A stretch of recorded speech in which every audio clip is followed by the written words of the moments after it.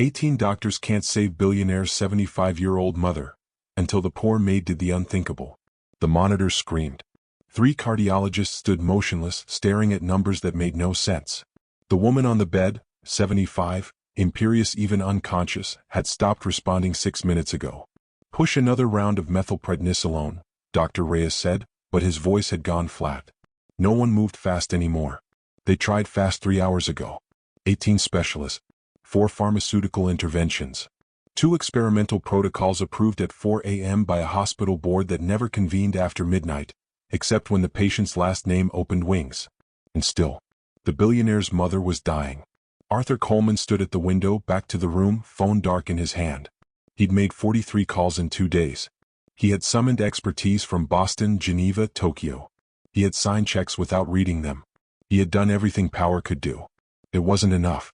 Behind him, near the corner where the 4 poles cast shadows, a woman in a gray housekeeping uniform watched the monitors. Not the doctors. Not the machines. The pattern. She'd seen it before. Not here. Not in a place like this. But she'd seen it. Her grandmother, 17 years ago, in a bedroom that smelled like eucalyptus and fear. A baker's wife in Oaxaca who couldn't afford a second opinion. Who had turned gray in 4 days while the expensive medicine from the capital made everything worse. Until someone remembered what the expensive medicine had made them forget. The maid's fingers twitched. She knew what this was. But the space between knowing and speaking was an ocean. And she was standing on the wrong side of it. 7 tightwow hours earlier. The moment should have been smaller. Dr. Gupta had flown in from San Francisco, General, Chief of Internal Medicine, 30 years, a man whose resume arrived before he did. He stood at the foot of the bed, elegant in his certainty, and delivered his assessment as if he were revealing the answer to a puzzle everyone else had overcomplicated. Acute adrenal insufficiency, compounded by polymyalgia rheumatica. Aggressive corticosteroid therapy. She'll stabilize within 48 hours. Arthur Coleman nodded. His mother, still lucid then, had smiled. The maid, replacing towels near the ensuite bathroom, had frozen. She'd heard that word. Corticosteroid. Her hands remembered her grandmother's skin, papery and cold. She remembered the injection the city doctor had given. How proud everyone had been that they could afford it. How everything had collapsed after. But Dr. Gupta was already leaving, his assistant trailing behind him, and the son was shaking his hand, and the mother was saying something about finally feeling confident, and the maid folded the towel. She said nothing. That was 3 days ago. Now the room smelled like the inside of an autoclave. Now there were 18 people with letters after their names.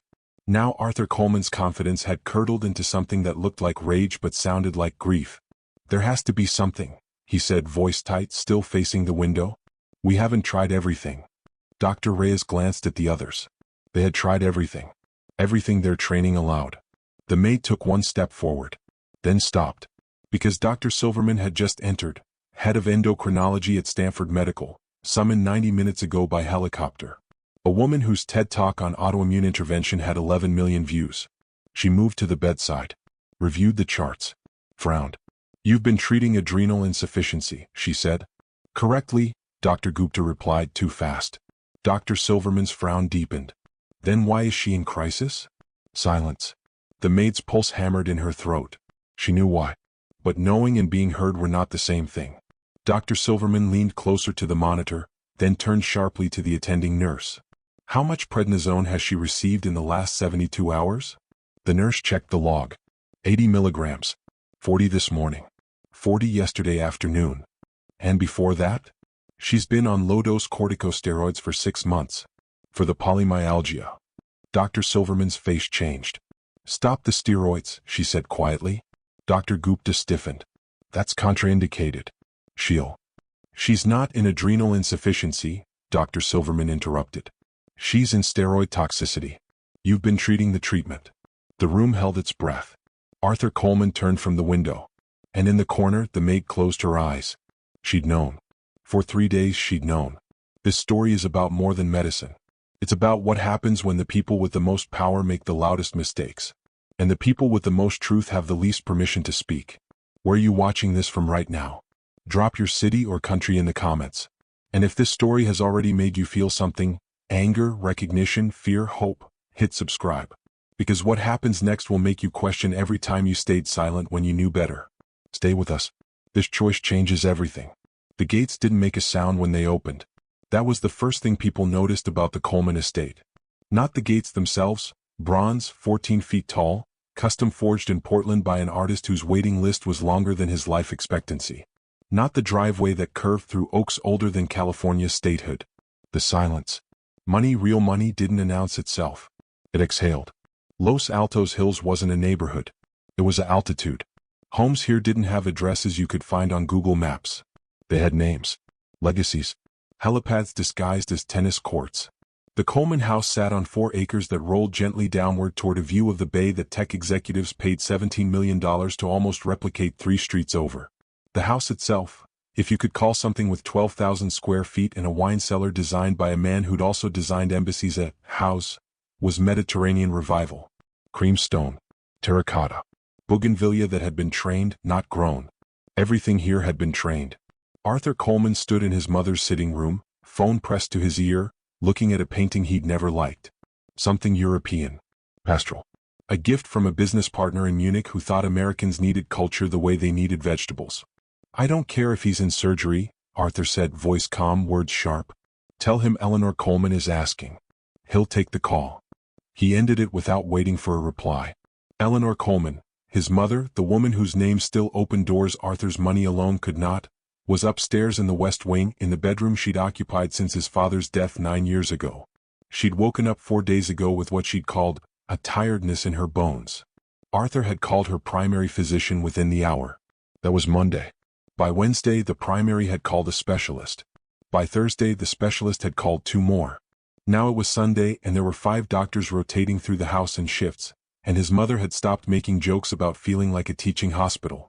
Arthur set his phone on the marble credenza and stared at his reflection in the window. He'd built a portfolio worth $800 million by seeing problems before they became catastrophes. He'd sold a software company to Oracle for a number that made headlines. He'd shorted the housing market in 2007 because he trusted patterns over people. He did not lose. Not clients. Not contracts. Not his mother. Behind him, the door opened softly. Mr. Coleman? He turned. Rosa, no, Magdalena, stood in the doorway, hands folded, eyes down.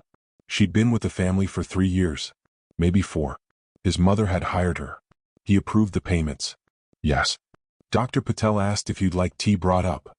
Arthur frowned. Why is he asking you? Pause. I was passing the kitchen. He nodded. Dismissed her without words. She left the way she'd come, silently, efficiently, as if she'd been trained to take up no space at all. Arthur pulled his phone back out. 17 unread messages.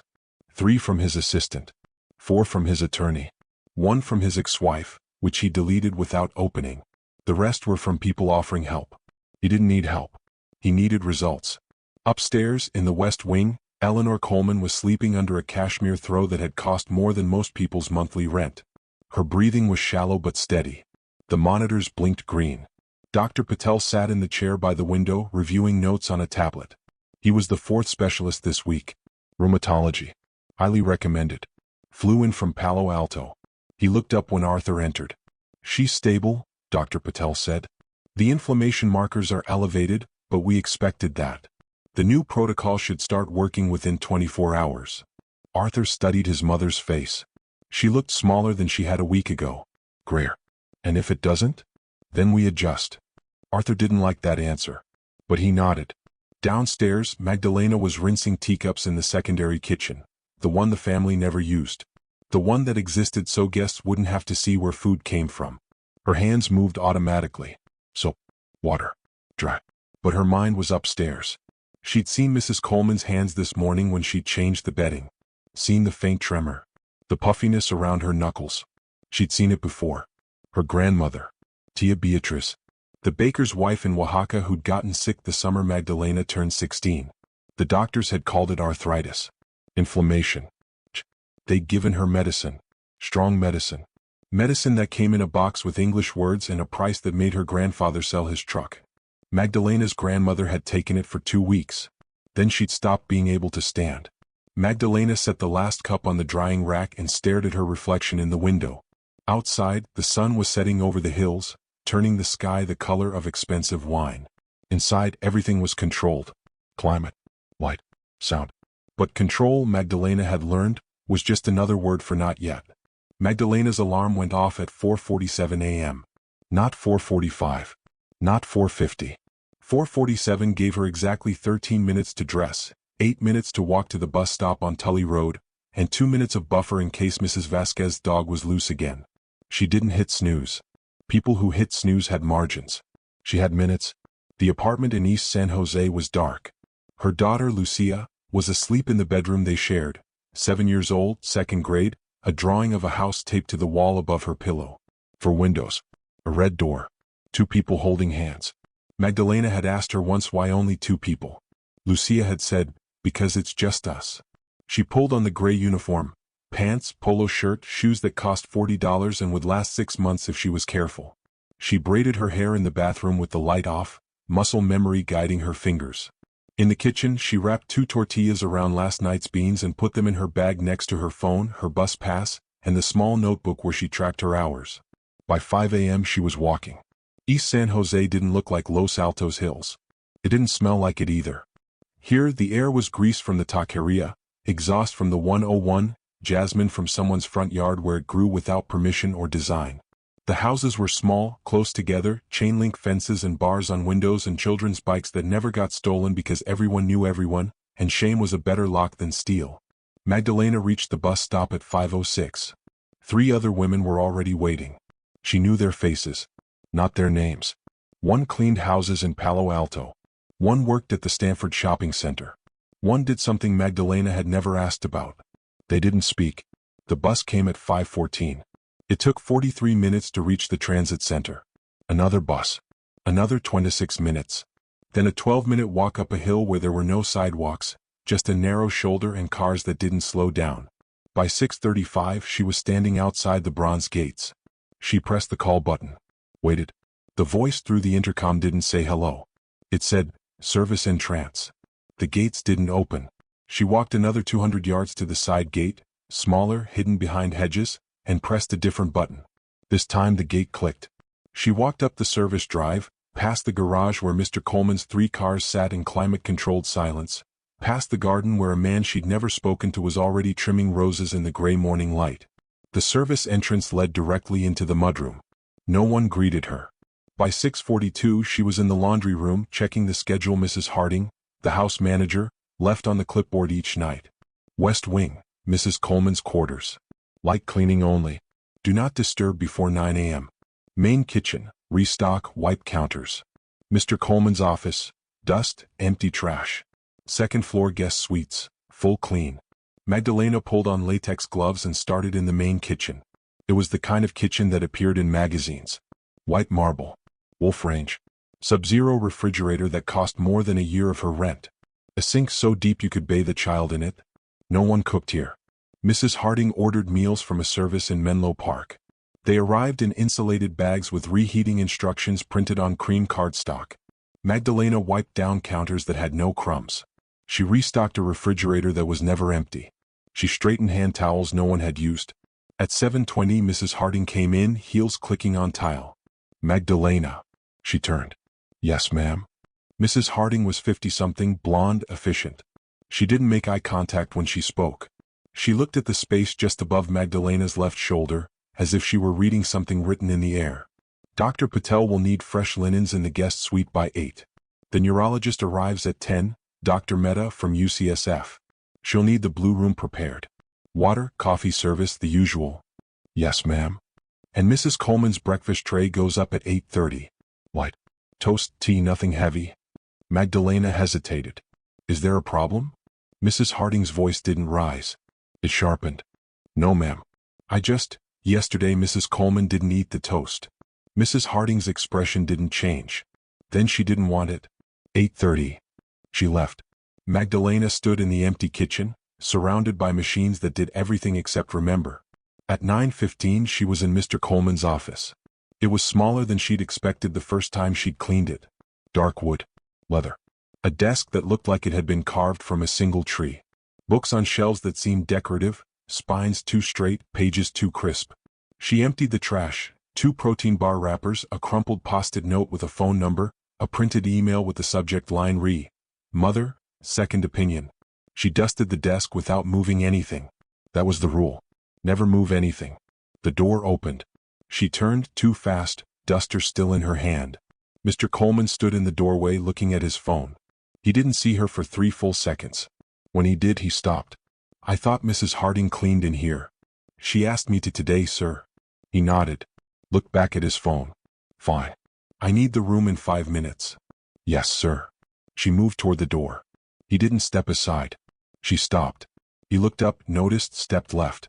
She stepped right. Same direction. A half-second of awkwardness, the kind that happened when 2 people tried to share space neither of them thought belonged to the other. He gestured, "You first." She walked past him, close enough to smell his cologne, something expensive, cedar and something else, and felt the heat of her own embarrassment. In the hallway she exhaled. This was the part that never got easier. Not the work. The work was simple. It was the invisibility that had weight. The way conversations stopped when she entered a room. The way people looked through her to see if someone important was behind her.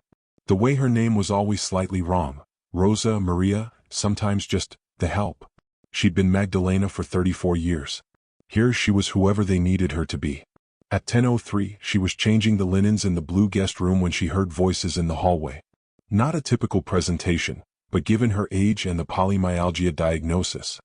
"Has anyone considered secondary Addison's?" Patel raised it. Cortisol levels were borderline, but not definitive. 2 doctors. She didn't recognize the voices. She kept working, hands moving in the mechanical rhythm of hospital corners and pillow fluffing, a rhythm she'd learned from YouTube videos on her phone during lunch breaks 3 years ago. The voices faded. At 11:30, she carried Mrs. Coleman's untouched breakfast tray back downstairs. The toast was cold. The tea had a skin on top. In the kitchen, she scraped the plate into the trash and wondered if anyone else had noticed that Mrs. Coleman was eating less. Or if noticing was only her job when it involved dust. Eleanor Coleman had been beautiful once. Not in the soft, forgettable way. In the way that made men pause mid-sentence and women check their posture. She'd been 23 when she met William Coleman at a fundraiser in San Francisco. Some charity she couldn't remember now, some cause that had seemed important before the world had gotten so loud. He'd been older, already successful, the kind of man who wore confidence like a second skin. She'd married him 4 months later. That was 1968. People said she'd married well. They meant money.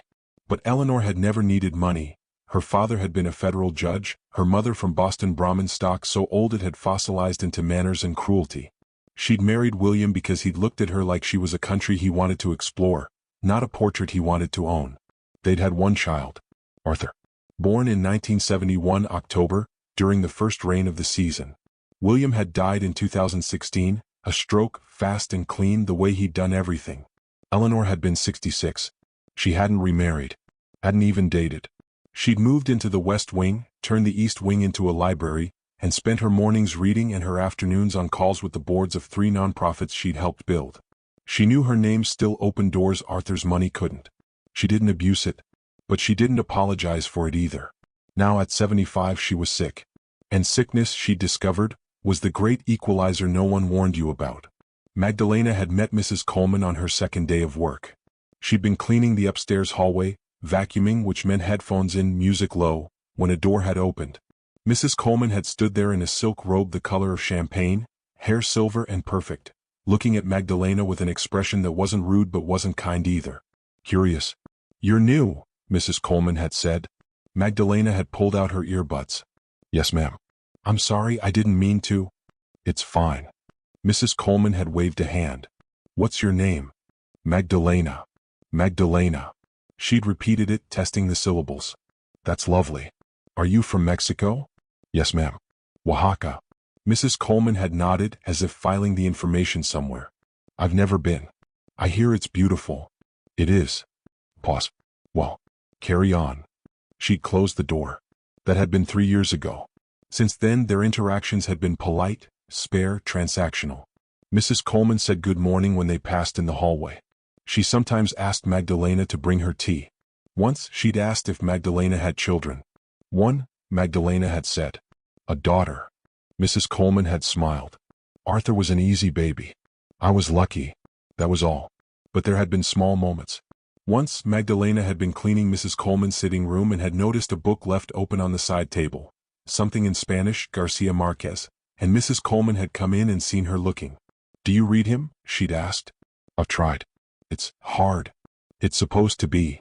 Another time, Magdalena had been arranging flowers, Mrs. Harding's orders, roses from the garden, and had done it wrong apparently because Mrs. Coleman had come in and paused. They're too tight, she'd said not unkindly. Give them room to breathe. She'd pulled 2 stems out, rearranged the rest. There. See? Magdalena had nodded. My mother taught me that. Flowers are like people. They need space to be beautiful. She'd left. Magdalena had stared at the arrangement for a long time after. Now Mrs. Coleman was upstairs in bed, and the house had the particular silence of held breath. Magdalena had seen her yesterday briefly, when she'd brought fresh towels to the west wing. Mrs. Coleman had been awake, propped up on pillows, looking at something on her iPad. She'd looked up when Magdalena had entered. Oh, hello. I'm just bringing towels, ma'am. I won't disturb you. You're not disturbing me. Mrs. Coleman had set the iPad down. Her hands had trembled slightly. I'm just reading the news. Apparently the world is still ending. Magdalena had smiled, uncertain if she was supposed to. Do you follow the news? Mrs. Coleman had asked. Sometimes. Smart. It's all awful. Magdalena had set the towels on the chair by the door. Magdalena. She turned. Mrs. Coleman had been looking at her with that same curious expression from 3 years ago. Do you think I'm dying? The question had landed like a stone. No ma'am. The doctors. The doctors are very smart and very confident. That's not the same as right. She paused. You've been here, 3 years? Yes, ma'am. You're very quiet. I try not to be in the way. Mrs. Coleman had studied her for a long moment. That's a shame, she'd said finally. Magdalena hadn't known how to respond. Mrs. Coleman had picked her iPad back up. Thank you for the towels. Dismissed, but gently. That night, Magdalena had taken the bus home and thought about that question. Do you think I'm dying? She didn't know. But she knew the signs were wrong. Her grandmother hadn't looked like someone with arthritis at the end. She'd looked like someone being poisoned, slowly, by the thing that was supposed to save her. It was the smell that confirmed it. Tuesday morning, 7:48 a.m., Magdalena was in the hallway outside Mrs. Coleman's room, waiting for Mrs. Harding to finish speaking with Dr. Patel. The door was open 6 inches. And the smell came through. Sweet. Chemical. Wrong. She knew that smell. It wasn't infection. Wasn't sickness in the way people expected sickness to smell. Decay, unwashed skin, the tang of fever. This was sharper. Fruity almost. Like nail polish remover, but underneath, something else. Ketones. She didn't know the English word for it then. She just knew the scent. Her grandmother had smelled like that in the last week. When she'd stopped eating. When her breath had gone strange and her skin had taken on a gray tone that made her look like she was disappearing from the inside out. The doctors had said it was the arthritis progressing. Her grandfather had sold his tools to pay for more medicine. Magdalena had been 16. She'd held her grandmother's hand and felt it turn cold while the adults spoke in voices full of certainty. 3 days after the smell started, her grandmother had stopped waking up. Now, standing in this hallway with its tasteful sconces and oil paintings worth more than her mother's house, Magdalena smelled it again. She stepped closer to the door. Inside, Mrs. Harding was speaking. And the nutritionist suggested we try the shakes, but she's refusing most liquids. Dr. Patel's voice, calm, controlled. That's not uncommon. The nausea is a side effect, but it should resolve as her body adjusts to the increased dosage. And the tremor in her hands? Also expected. We're managing a complex autoimmune response. Some neurological involvement is typical. Magdalena's pulse kicked. Typical. She'd heard that word in Oaxaca too. Mrs. Harding stepped into the hallway, nearly colliding with her. Magdalena. What are you doing? I was coming to ask if Mrs. Coleman needed anything. Mrs. Harding's eyes narrowed. She's resting. Dr. Patel is handling her care. You can clean the second-floor library. Yes, ma'am. She started to turn. Stopped. Mrs. Harding? The house manager was already walking away. She paused, didn't turn around. Yes. Magdalena's throat tightened. Say it. Say what you know. Does Mrs. Coleman have diabetes? Mrs. Harding turned now, frowning. Why would you ask that? The smell. I noticed. What smell? Magdalena hesitated. How did you explain something you didn't have the medical words for? How did you tell someone that their mother smelled like death when you were the person who scrubbed their toilets? Nothing. I'm sorry. I'll go to the library. Mrs. Harding stared at her for 2 seconds longer than comfortable, then left. Magdalena stood in the hallway, heart hammering. She'd almost said it. Almost. By Thursday there were 7 doctors. Magdalena knew because she'd prepared 7 guest rooms. She also knew their names now from the plates she'd cleared, the coffee cups she'd washed, the fragments of conversation she'd overheard while replacing hand towels. Dr. Patel. Rheumatology. Dr. Gupta. Internal medicine. Dr. Mehta. Neurology. Dr. Reyes. Cardiology. Dr. Silverman wasn't here yet. She'd arrived Sunday. 3 more whose specialties Magdalena didn't understand. They spoke in the library, in the dining room, in the hallway outside Mrs. Coleman's door. She moved around them like water around stones. On Thursday afternoon she was dusting the library, a room she loved despite herself, floor-to-ceiling books, a ladder on rails, the kind of room that existed in movies about people who had time to read, when 3 of them came in. She moved toward the door. "Stay," Dr. Gupta said, waving absently. "Will only be a moment." She stood by the shelves, duster in hand, invisible. Dr. Mehta spread papers on the table. Charts. Numbers. Highlighted sections. "The MRI was clean," she said. "No lesions, no structural abnormalities. Cognitively she's intact." "Then why the confusion yesterday?" Dr. Reyes asked. "Could be metabolic. Electrolyte imbalance. We've increased her potassium." Her potassium was normal. Normal low. That's still normal. Dr. Gupta leaned back in his chair. "We're managing an autoimmune flare in a 75-year-old woman with pre-existing polymyalgia. Confusion, tremor, nausea. These are all consistent with the inflammatory process. The corticosteroids are working. Her markers are coming down." Magdalena's hand tightened on the duster. "The corticosteroids are working." She thought of her grandmother's swollen face. The way her legs had stopped holding her weight. The way the medicine had been increased when she got worse because more medicine meant more help. Until it didn't. Dr. Mehta gathered the papers. "I agree. We stay the course. If she's not improving by Monday we reassess." They left. Magdalena stood in the library, surrounded by books full of answers, and felt the weight of her own silence. Friday night she worked late. Mr. Coleman was hosting a small dinner, for guests, business something. Mrs. Harding had been vague, and Magdalena was part of the serving staff. She wore the formal uniform, black dress, white apron, shoes that pinched. The guests were men in their 50s and 60s, expensive suits, voices full of easy laughter. They spoke about markets, acquisitions, someone's yacht. Mr. Coleman sat at the head of the table, playing host with the same controlled precision he did everything. Magdalena poured wine, cleared plates, refilled water glasses. No one looked at her. Between courses in the kitchen, she heard Mrs. Harding on the phone. "Yes, Dr. Silverman, we have the room prepared. Mr. Coleman is hoping you'll have additional insight. The team has been thorough, but, yes. Sunday morning. Thank you." Magdalena set down the tray. 2 more days.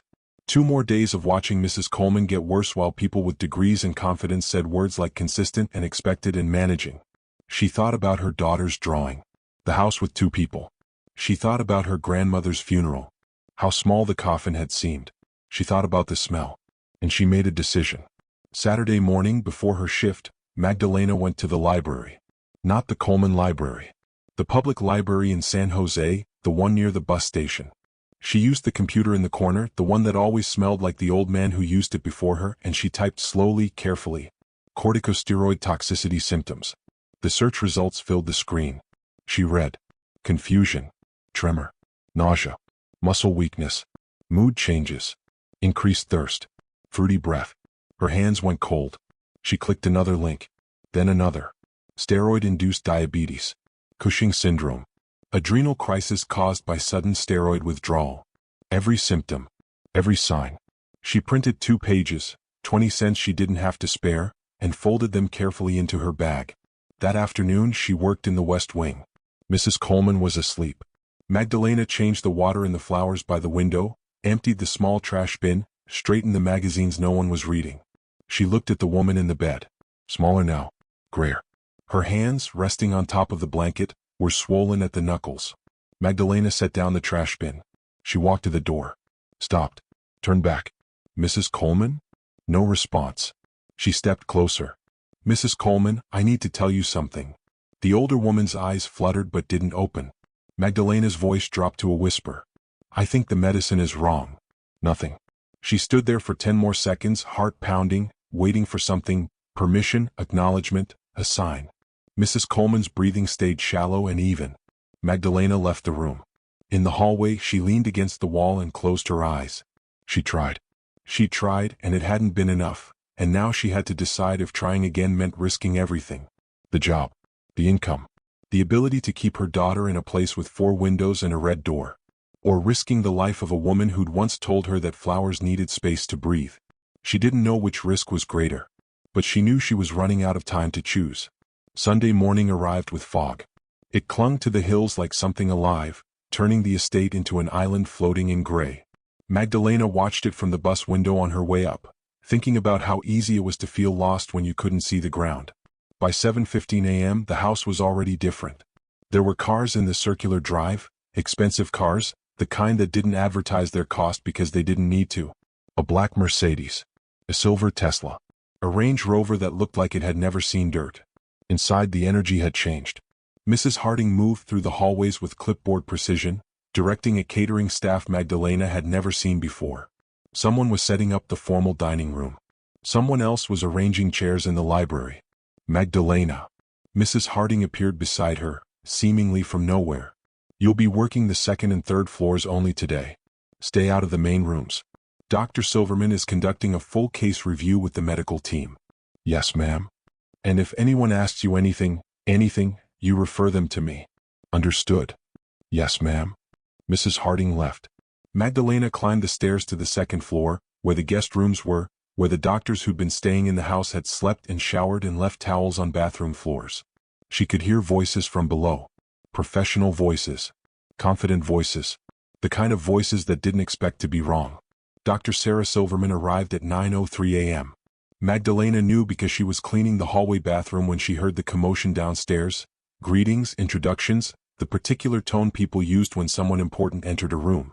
She'd looked Dr. Silverman up on Friday night after the library on her phone during the bus ride home. Stanford Medical. Head of endocrinology. 47 years old. A TED Talk with 11 million views titled, When Your Body Attacks Itself, The Future of Autoimmune Treatment. Publications and journals Magdalena couldn't pronounce. Awards with acronyms she didn't understand. Dr. Silverman was the person you called when everyone else had failed. Magdalena wondered what it felt like to be that certain of your own knowledge. By 10:30, the formal dining room had become a war room. Magdalena knew because she'd been asked, no told, to bring in fresh coffee service. She carried the tray carefully, eyes down, and set it on the sideboard without looking at the table. But she saw anyway. Papers everywhere. Laptops open. A projection screen showing something medical. Charts, graphs, numbers and colors that meant things she didn't understand. 8 doctors sat around the table. Dr. Silverman stood at the head, pointer in hand, speaking. Reviewing the timeline, we see initial presentation on Monday with fatigue, myalgia, low-grade fever. Consistent with polymyalgia rheumatica, which she'd been managing for 6 months. Dr. Gupta initiated aggressive corticosteroid therapy, correct decision given the symptoms. Dr. Gupta nodded from his seat. However, Dr. Silverman clicked to the next slide. By Wednesday, we see emergence of secondary symptoms. Confusion, tremor, nausea. Now, these can be inflammatory in nature, but they can also indicate. She paused. Someone's phone buzzed. They silenced it. Metabolic disruption. Dr. Mehta leaned forward. We've been monitoring metabolic panels. Everything's been within acceptable ranges. Acceptable isn't optimal. Dr. Silverman pulled up another chart. Look at her glucose levels. Monday, 98. Wednesday, 124. Friday, 147. This morning, 163. Silence. That's a 35% increase in 4 days, Dr. Silverman continued. Her cortisol levels are also climbing, not falling. And her potassium, yes, technically normal, is trending downward. Dr. Reyes frowned. You're suggesting steroid-induced diabetes? I'm suggesting we're seeing a cascade effect that we need to control before it becomes critical. Magdalena's hands trembled as she set down the coffee pot. No one noticed. Dr. Gupta spoke carefully. With respect, Sarah, steroid therapy is the standard of care for polymyalgia rheumatica with acute flare. We've seen improvement in her inflammatory markers. Her markers improved because inflammation is responding to massive doses of corticosteroids. But what's happening to the rest of her? The room held its breath. Dr. Silverman clicked to the next slide. I'm not suggesting we were wrong to start steroids. I'm suggesting that at 75, with her metabolic profile, we may have created a secondary crisis while treating the primary one. Arthur Coleman's voice cut through from the doorway. Magdalena hadn't heard him enter. What does that mean in English? Every head turned. Dr. Silverman didn't flinch. It means your mother's body is struggling to process the treatment. We need to adjust our approach. Adjust how? Reduce the steroid dosage. Add insulin support. Monitor her more closely for signs of adrenal insufficiency as we taper. And if we don't? Dr. Silverman met his eyes. Then we risk trading one crisis for another. Arthur stepped fully into the room. How many times have you seen this? Steroid complications? Dozens. In patients over 70 with autoimmune conditions, it's not uncommon. But you can fix it. Pause. The smallest hesitation. We can manage it. Arthur stared at her. Manage isn't fix. In medicine, Mr. Coleman, they're often the same thing. Magdalena backed toward the door, tray empty, trying to disappear. Wait. She froze. Arthur was looking at her. You. What's your name? Her throat closed. Magdalena. You've been taking care of my mother's room? Yes, sir. Has she eaten anything today? The question surprised her. All these doctors, all these charts, and he was asking her? I brought breakfast at 8. She didn't touch it. What about yesterday? A few bites of soup. Some water. Arthur turned back to Dr. Silverman. She's not eating. Loss of appetite is expected with. She's not eating, she's confused, she's getting worse, and you're telling me this is manageable? His voice stayed level, but something underneath had cracked. Dr. Silverman straightened. Mr. Coleman, I understand your frustration. But managing complex autoimmune responses requires patience, and I don't need patience. I need results. The room went silent. Magdalena slipped out. In the hallway, she pressed her back against the wall and tried to breathe. They knew. Dr. Silverman knew something was wrong with the steroids. But even she was calling it management. Adjustment. Not stop. Why wasn't anyone saying stop? By afternoon, the house had the atmosphere of a hospital. More equipment arrived. A portable monitoring system wheeled into Mrs. Coleman's room. A nurse, hired private, not from the staff Magdalena knew, took up position in the sitting room outside. Magdalena worked around the activity like water around stones, cleaning rooms no one was using, dusting surfaces that weren't dirty. At 3 o'clock, she was in the third-floor linen closet, folding towels, when she heard footsteps on the stairs. 2 doctors. She recognized their voices now. Dr. Patel. Sarah's not wrong, but the risk of tapering too quickly. Dr. Reyes. Is adrenal crisis, I know. But if we don't address the metabolic issues, we are addressing them. Insulin, fluids, monitoring. Reactive management. We're chasing symptoms instead of treating the root cause. The root cause is autoimmune inflammation. The steroids are working. Are they? Or are we just creating new problems? Pause. Dr. Patel, quieter. This isn't our call. Arthur's paying for consensus, not revolution. Their footsteps faded. Magdalena stood in the linen closet, holding a towel she'd folded and refolded 3 times without noticing. This isn't our call. She thought about her grandfather.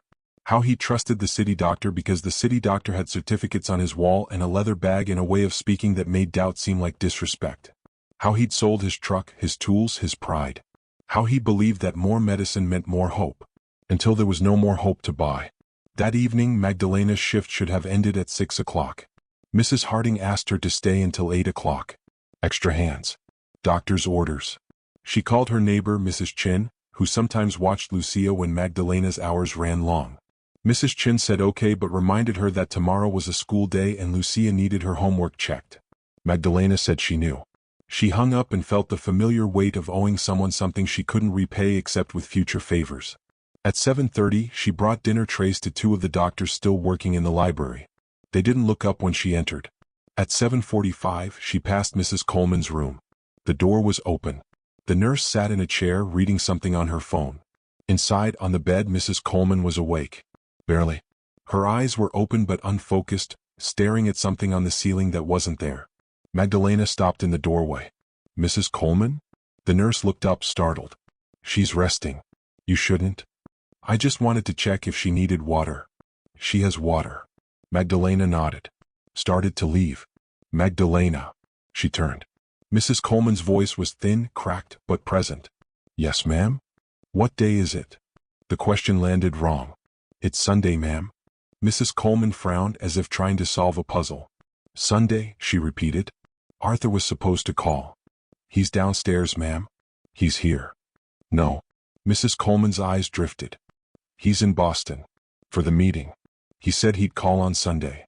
The nurse stood. Mrs. Coleman, your son is here. He's been here all week. But Mrs. Coleman had already closed her eyes. Magdalena backed into the hallway. Her hands were shaking. Mrs. Coleman didn't know what day it was. Didn't remember that her son was in the house. And downstairs, 8 doctors were adjusting dosages and monitoring levels and speaking in careful language about management. She walked to the service stairs. Sat down on the top step. Pulled out her phone. Typed with trembling fingers. What happens if you give someone too much corticosteroids? The results filled her screen. She read until her eyes burned. Then she stood up. And made a decision she couldn't unmake. If you're still watching, comment, I'm still watching. And hit the like button. Monday morning came too fast. Magdalena woke at 4:47, dressed in the dark, kissed Lucia's sleeping forehead, and left the apartment with a weight in her chest that felt like drowning on dry land. On the bus, she stared at her reflection in the black window and practiced the words. Mr. Coleman, I need to tell you something. Dr. Silverman, I think you should know. Mrs. Harding, I have information that might. Each version died in her throat before it reached her lips. Who was she to speak? A maid. High school education. Barely, and in a country these people probably couldn't find on a map. No medical training. No degrees. No letters after her name. Just a memory of her grandmother's face. And a smell she couldn't forget. The bus jolted over a pothole. Magdalena gripped her bag tighter. Inside, folded in the pocket next to her lunch, were the pages she'd printed. Symptoms.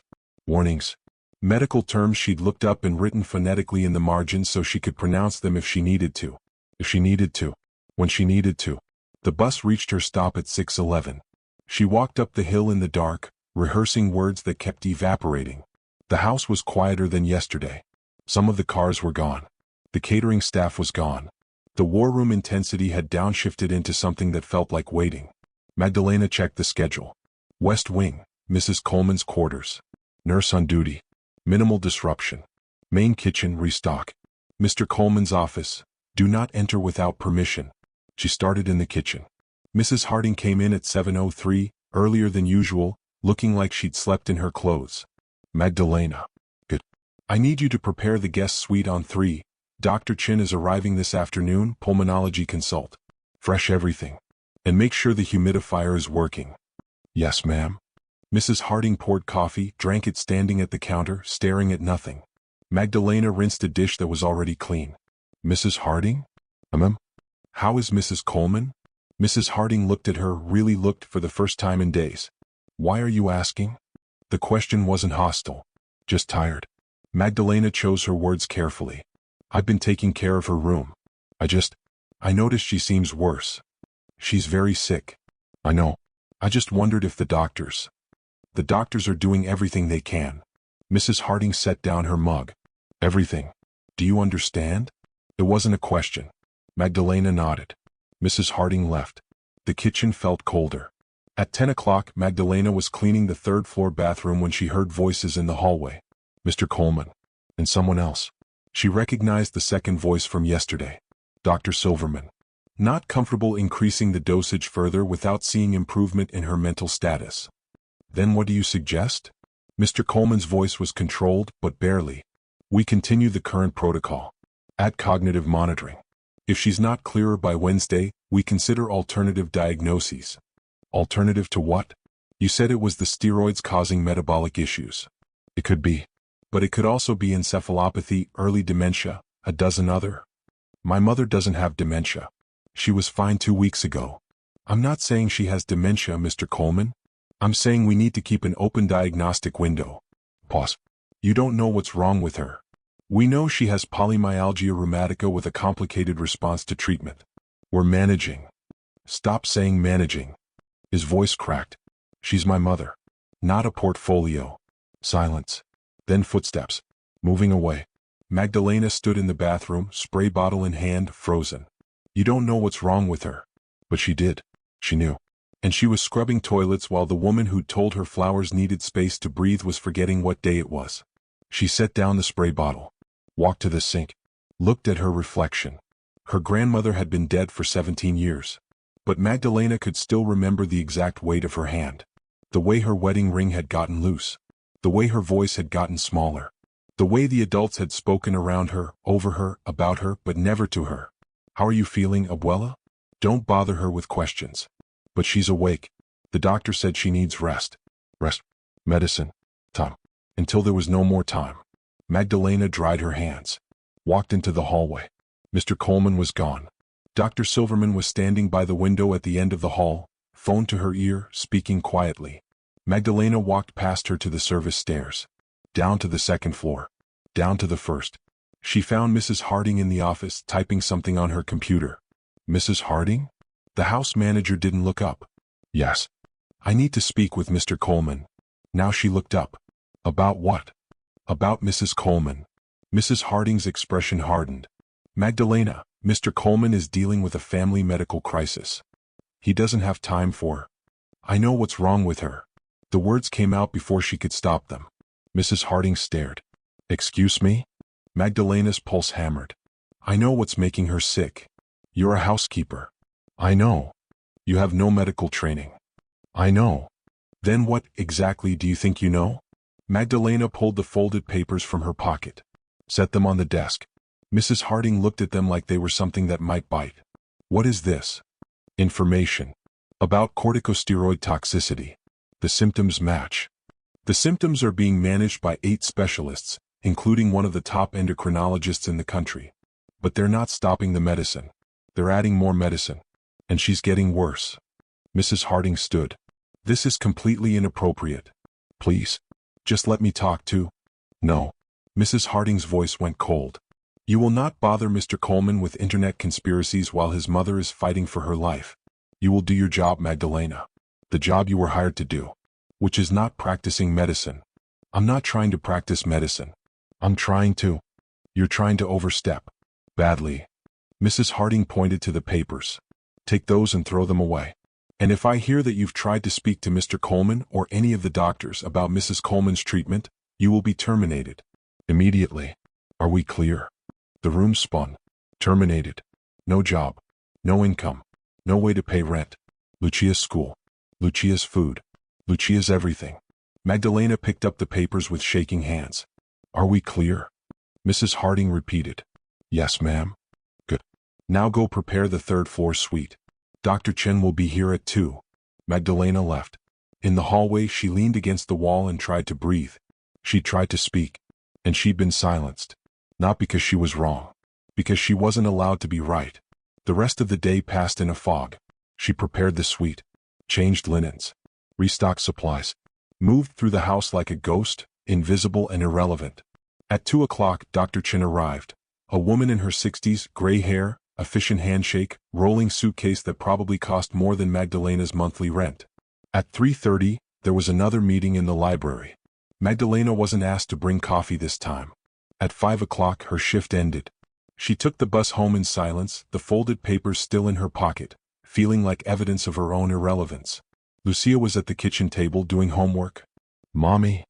Magdalena hugged her daughter and felt the weight crack. "How was school?" "Good. We learned about photosynthesis. Mrs. Rivera said I drew the best diagram." "That's wonderful, mi amor." Lucia went back to her homework. Magdalena sat across from her and watched her daughter sound out words in English, a language Magdalena had learned from cleaning houses and listening at doorways. She thought about Mrs. Coleman, confused and fading. She thought about her grandmother. She thought about all the time someone had known something but hadn't been allowed to say it. And she thought about the moment, coming soon, when silence would cost more than speaking. Tuesday afternoon, 2:47 p.m. Magdalena was folding towels in the second-floor linen closet when she heard the sound. Not loud. Not dramatic. A crash. Muted. From above. Then voices. Sure. Urgent. She dropped the towel and ran. Up the stairs. Down the hallway. Toward the west wing. The nurse was in the doorway of Mrs. Coleman's room, phone pressed to her ear. "Need someone up here now, she's on the floor, I don't know how she..." Magdalena pushed past her. Mrs. Coleman was on the carpet beside the bed, tangled in her blanket, trying to sit up and failing. Her face was gray. Her hands trembled violently. Mrs. Coleman? I was just trying to, her words slurred. I wanted water. I can't, my legs won't. The nurse crouched beside her. Don't move. Help is coming. Footsteps thundered up the stairs. Dr. Patel arrived first, then Dr. Reyes, then two others Magdalena didn't recognize. Everyone back, Dr. Patel ordered. Magdalena stepped into the hallway. Through the open door, she watched them assess, examine, speak in rapid medical shorthand she couldn't follow. Mr. Coleman appeared at the top of the stairs, face white. What happened? Dr. Patel looked up. She tried to get out of bed. Muscular coordination is compromised. Why? It could be the steroids, it could be electrolyte imbalance, it could be... Stop. Arthur's voice cut through. Stop with the could be. Tell me what you know. Dr. Patel stood. I know your mother is in acute distress. I know we need to get her stable before... Before what? Before she dies. The word hung in the air like smoke. Dr. Reyes stood slowly. Mr. Coleman, we're doing everything. Are you? Arthur looked around the room. Because from where I'm standing she's getting worse every day, and all I'm hearing is management and protocols and let's wait and see. Well, I'm done waiting. Dr. Silverman's voice came from the doorway. She'd just arrived, coat still on, bag in hand. What are you proposing? She asked quietly. Arthur turned to her. I want her in a hospital. Stanford. UCSF. I don't care. Somewhere with imaging, specialists, people who can figure out what's actually wrong instead of guessing. Moving her right now could be dangerous, Dr. Silverman said. And keeping her here isn't? Silence. On the floor, Mrs. Coleman made a small sound. Confused. Afraid. Dr. Silverman set down her bag. Let's get her back in bed. Then we talk. They lifted her carefully, too carefully like she was made of glass, and settled her against the pillows. Her eyes were open but distant. Eleanor, Dr. Silverman said gently. Can you hear me? Yes. A whisper. Do you know where you are? Pause. Home. Good. Do you know what day it is? Mrs. Coleman's face creased with effort. Tuesday? No. Monday. Or, her voice broke. I don't know. Dr. Silverman glanced at Dr. Patel. Arthur stood rigid in the doorway. That's it. We're moving her. Mr. Coleman? Tonight. I'll have a medical transport here in 2 hours. Arthur. Dr. Silverman's voice sharpened. Listen to me. If we move her now in this state, the stress alone could trigger complete adrenal failure. We need to stabilize her first. You've been stabilizing her for a week. We've been managing a complex. I know. Complex case. Complicated response. I've heard it. He looked at his mother, small and gray in the bed. But she's dying. Right here. In front of all of you. No one contradicted him. Dr. Silverman spoke carefully. We need to consider a more aggressive intervention. What does that mean? High-dose 4 steroids. Push through the crisis. Dr. Reyes stepped forward. Sarah, if her system is already overloaded, then we support her through it. Insulin, fluids, intensive monitoring. But right now, the inflammation is the primary threat. Is it? Dr. Reyes challenged. Or is the treatment? The room fractured. Dr. Patel, we can't just stop the steroids cold. Dr. Mehta, but we can't keep increasing them either. Dr. Chin, has anyone considered plasmapheresis? Their voices overlapped, medical terminology colliding, certainty crumbling into debate. And in the middle of it all, Mrs. Coleman lay in bed, eyes closed, breathing shallow, while people who knew everything argued about what to do. Magdalena backed into the hallway. Her whole body was shaking. This was it. The moment. If she stayed silent now, Mrs. Coleman would either get more steroids or get moved to a hospital, and both paths led to the same place her grandmother had gone. But if she spoke, termination, poverty, failure. She thought about Lucia at the kitchen table, practicing English words. She thought about Mrs. Coleman asking her about Oaxaca, about her daughter, about Garcia Marquez. She thought about the drawing on the wall. 2 people. Just us. And she thought about the third person who wasn't in that drawing because she'd already been lost to silence. Magdalena walked back to the doorway. Stop. Her voice was small, but in the sudden silence, it carried. Every head turned. Mr. Coleman stared. What? Magdalena's hands clenched. Stop giving her the steroids. Dr. Patel frowned. Who are you? She's the housekeeper, Mrs. Harding said from behind her, voice tight with fury. Magdalena, leave. Now. But Magdalena didn't move. She looked at Dr. Silverman. You said her glucose is going up. Her confusion is getting worse. She can't walk. Those are all symptoms of too much corticosteroids. Not too little. Too much. Magdalena, Mrs. Harding grabbed her arm. Magdalena pulled free. My grandmother died like this. Her voice shook but didn't break. The doctors gave her steroids for arthritis. She got worse. They gave her more. She got worse. They said it was the disease. But it wasn't. It was the medicine. Dr. Gupta's face went hard. This is completely... Let her speak. Arthur's voice cut through. Everyone froze. He stepped closer. You think the steroids are killing her? I think they're making her sicker. Based on what? Your grandmother? Based on watching someone die the same way. The room held its breath. Dr. Silverman spoke carefully. Steroid toxicity is a real phenomenon. But so is undertreating autoimmune disease. We're balancing. You're not balancing anything, Magdalena interrupted, and the shock of her own boldness almost stopped her. Almost. You're guessing. All of you. And while you guess, she's disappearing. Silence. Then Dr. Reyes quietly, she's not entirely wrong. Dr. Patel turned. Carlos. I'm not saying we stop treatment. But Sarah, you said it yourself. We might be creating a secondary crisis. And if this, he gestured toward Magdalena, woman has seen something similar. She's not a doctor, Dr. Gupta snapped. Neither was the first person who noticed hand-washing prevented infection, Dr. Silverman said softly. Everyone stared at her. She looked at Magdalena. Tell me exactly what you saw. With your grandmother. Every detail. And for the first time in her life, Magdalena spoke in that house and people listened. She told them about the swelling, the confusion, the tremor, the fruity smell, the way the medicine had been increased when her grandmother got worse because more had to mean better. Until it didn't. When she finished, the room was silent. Dr. Silverman turned to the monitors, stared at them for a long time. Then she said very quietly, we're stopping the steroids. Dr. Gupta stood. That's reckless. Without coverage, she could go into adrenal. We'll taper. Fast taper, 72 hours with hydrocortisone support. And we monitor every hour. She looked at Arthur. Your mother's not going to a hospital.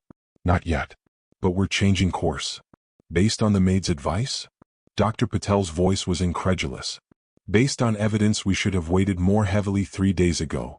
Dr. Silverman's voice was steel. If I'm wrong, I'll own it. But if she's right and we keep doing what we're doing, we'll lose her by Friday. Arthur looked at Magdalena. She looked back. Do it, he said. Dr. Silverman nodded.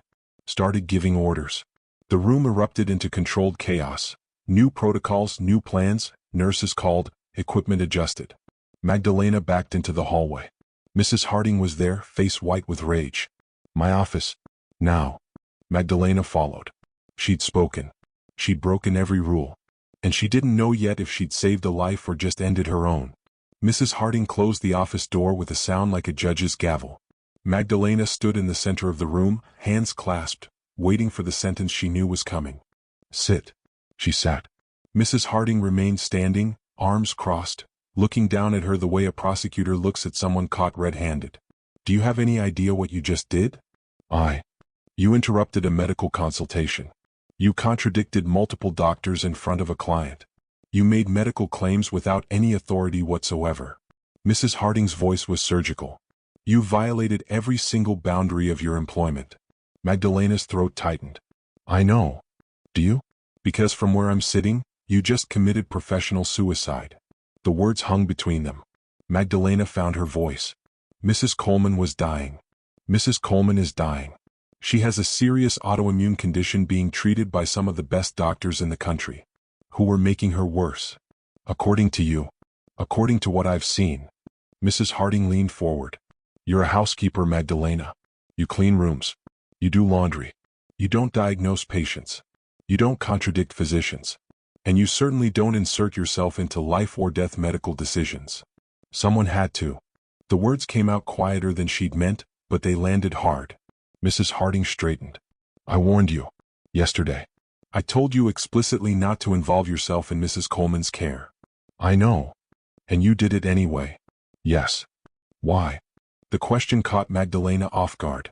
She looked up and saw something unexpected in Mrs. Harding's face. Not just anger. Something else. Something that looked almost like genuine confusion. Because she was going to die, Magdalena said simply. And I knew why. And no one was listening. Because no one should have been listening to you. Maybe. But that doesn't make me wrong. Silence. Mrs. Harding walked to the window, looked out at the manicured grounds, the perfect hedges, the world where everything had its place and everyone knew their role.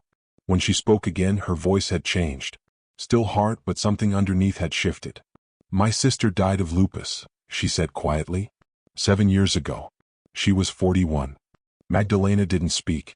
She had the best doctors, the best hospitals, the best everything. Mrs. Harding's reflection in the window was stone. And she still died. Because sometimes, Magdalena, people die no matter what anyone does. No matter how much money they have. No matter how many specialists they consult. I'm sorry. I don't want your sympathy. I want you to understand that what you did upstairs, walking into a room full of medical professionals and telling them they're wrong, that's not bravery. That's arrogance. It wasn't a feeling. It was experience. Mrs. Harding turned. Then what was it? Pattern recognition. The same thing doctors use, except I learned it from watching someone I loved die. The room held its breath. Mrs. Harding studied her for a long moment. Then she opened a drawer, pulled out a folder, and set it on the desk between them. This is your personnel file. Magdalena's pulse kicked. 3 years. Never late. Never complained. Never caused problems. Mrs. Harding tapped the folder. Until today. I understand. Do you? Because here's what happens next. I file a formal termination report. You're escorted off the property. You lose your final paycheck. Breach of contract. You don't get a reference. And you'll have trouble finding work anywhere in this valley because the Coleman name carries weight. Each word was a nail. Magdalena felt the walls of her future closing in. Lucia's school. Rent. Food. Everything. But, Mrs. Harding continued, Mr. Coleman hasn't said anything yet. Magdalena looked up. If I fire you right now, this moment, it's my call. Clean. Justified. Over. She paused. But if I wait, if I let him make the decision, and Mrs. Coleman survives because of what you said. She didn't finish the sentence. Didn't need to. Magdalena understood. Mrs. Harding was hedging. Waiting to see which way the wind would blow before committing. You're confined to service areas until further notice, Mrs. Harding said. No patient contact. No interaction with medical staff. You come in through the service entrance, you work in areas I assign, and you leave without speaking to anyone. Are we clear? Yes, ma'am. If Mrs. Coleman's condition worsens, if there's any indication that stopping the steroids was the wrong call, you're terminated immediately. I understand. I hope you do. Because you just bet your entire livelihood on a memory. Mrs. Harding opened the door. Magdalena stood, legs unsteady, and walked out. In the hallway, she pressed her back against the wall and tried to breathe. She'd done it. The unthinkable. And now she had to live with the consequences. Wednesday, 6:53 a.m. Magdalena walked through the service entrance with her heart in her throat. The house felt different immediately. Quieter. Calmer. Or maybe emptier. She didn't know which would be worse. Mrs. Harding was in the kitchen, coffee in hand, looking at her phone. She glanced up when Magdalena entered. Their eyes met. Mrs. Harding's expression was unreadable. West Wing, she said quietly. Mrs. Coleman's room. They need fresh linens. Magdalena's pulse stuttered. Is she? See for yourself. She walked upstairs on legs that felt like water. The hallway was empty. No doctors rushing. No urgent voices. She reached Mrs. Coleman's door. It was open. Inside, the early morning light came through the windows in soft gold. The monitors blinked steadily. The 4-bag dripped. And in the bed, propped up on pillows, was Mrs. Coleman. Awake. Not just awake. Present. Her eyes tracked to the door when Magdalena appeared. Recognition flickered across her face. Oh, she said, voice hoarse but clear. It's you. Magdalena couldn't move. Couldn't breathe. The nurse, a different one from yesterday, smiled from the chair by the window. She's been asking for water all morning. Actually asking. Full sentences. Magdalena walked slowly to the bed, the way you'd approach something fragile you were afraid might disappear. Mrs. Coleman? Her voice cracked. That's still my name. A ghost of a smile. Though I wasn't sure for a while there. Tears burned Magdalena's eyes. Mrs. Coleman studied her face. You're crying. I'm sorry. The linens? They can wait. Mrs. Coleman's hand moved on the blanket, weak but deliberate. Arthur told me what you did. Magdalena froze.